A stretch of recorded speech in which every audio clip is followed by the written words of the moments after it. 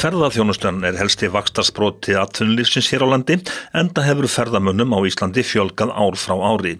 Ný sprotafyrirtæki hafa litið dagsins ljós, enda tækifæri víða að finna. Þörf á faglegri uppbyggingu á innviðum greinarinnar og markvissum stuðningi við ný fyrirtæki til að mæta þessum vexti og skapa sjálfbæra framtíð fyrir ferðaþjónustuna.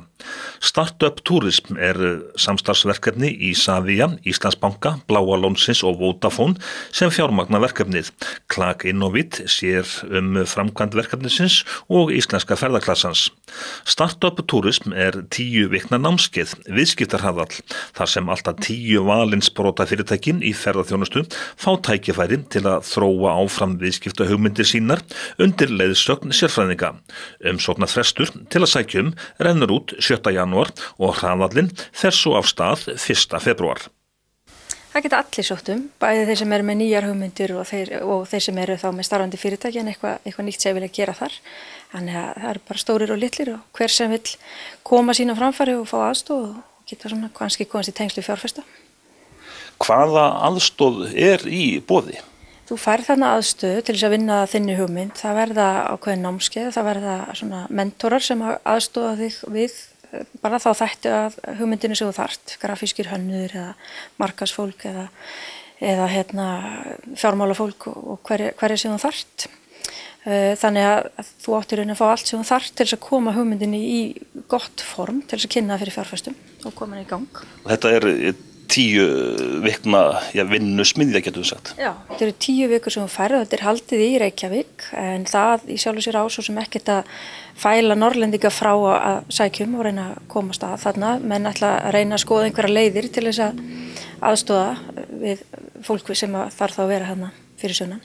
Þetta þá aðstoð á öllum sviðum varðandi það að byggja upp eitthvað út frá sinni eigin hugmynd? Já, og þetta bæði þessi tæknilega aðstoð, svo sem hönnuðir og fjármálafólk eins og ég nefndi og svo það sem ekkert síður mikilvægt, það bara að vera með hópi kringu sig, bæði af fólki sem með hugmyndir og náttúrulega bara þetta fólk með þekkingu.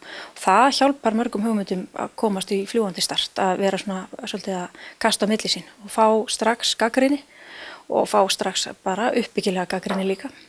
Það sjálfsagt margir með hugmyndir? Það mjög margir með hugmyndir. Það var vel sótt námskeið sem var haldið hérna fyrir jól, hérna á Akureyri og víðar um land. Og það eru margir sem hafa lengi verið með hugmyndir í maganum og ég hvet þá til að stíga fram núna og láta þetta reyna. Hversu mikilvægt að fá slíka aðstoð svona í upphafi? Ég held að það sé óhætt að segja að það skiptir öllu máli vegna þess að það eru, eins og ég segi, það eru mjög margir með hugmyndir.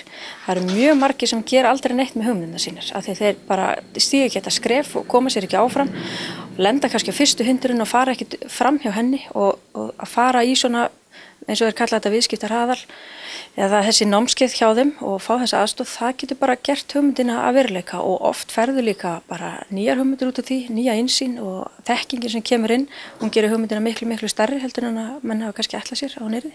Þannig að þetta bara mjög spennandi. Þetta kallað viðskiptarhraðal, þetta svona einhvers konar hraðbraut. Hraðbraut, já, þetta flýtir fyrir þér, ekki segja það. Þú tekur ætli þú gerir ekki á þessum 10 vikum það sem þú myndir venjulega gera 1 til 2 árum eða þú verður svona einn að pukrast í þínu horni og láta þig dreyma hugmyndina. Fólk yfirleitt að reyna að finna upp hjólið? Oft, en þú getur fundið upp hjólið og gert svona örlítið tvist sem að gera það að þínu og það er það sem að gera það samkeppnishæft. Þannig að oft þarf bara lítið til þess að breyta venjulegu kaffihúsi í drauma upplifunar fyrirtækið. En frumkvöðlarnir sem að fá þarna aðstoð, þurfa þeir síðan á einhvern hátt að skuldbinda sig? Já, þeir þurfa þess ekki, þeir geta náttúrulega selt frá sér hugmyndina á hvaða tímapunkti sem Í lokin á þessum 10 vikum þá hafa menn færi á að kynna hugmyndina sína fyrir fjárfestum og geta þá fengið það fjármagn inn í verkefni sem þeir þurfa á að halda og síðan það náttúrulega bara samningsatriði hvernig menn síðan halda áfram, hvort þeir ætla að vera sjálfur á fullu eða hvort þeir gera svo margir frumkvöðlar, þeir svona sjá sinn vitjunartíma, oft það frumkvöðlin sem kemur hugmyndina af stað og aðrir taka við. Það bara fer eftir hverjum einum og hvernig hugmyndin útfærð. En þetta sérstaklega bundið við þá sem að ekki eru komnir með starfsemi eða þetta byggja von á kannski minna fyrirtæki? Það er hægt að byggja honum. Þetta er ekkit bundið við alveg glænýjar hugmyndir. Það má hver sem koma hann inn og það er oft þannig að þessar góðu hugmyndir eru að vaksa hjá fólki sem farið að stað og sér svona þörfin að myndast kannski einhvers staðar og gott að nýta svona tækifæri til þess að fá aðstoð. Áttu von á því að það kom eitthvað nýtt út úr þessu? Alveg klárlega. Þarna ég er ekki alveg viss hversu margir komast þarna að en það verður alveg klárlega eitthvað gott sem kemur út af þessu.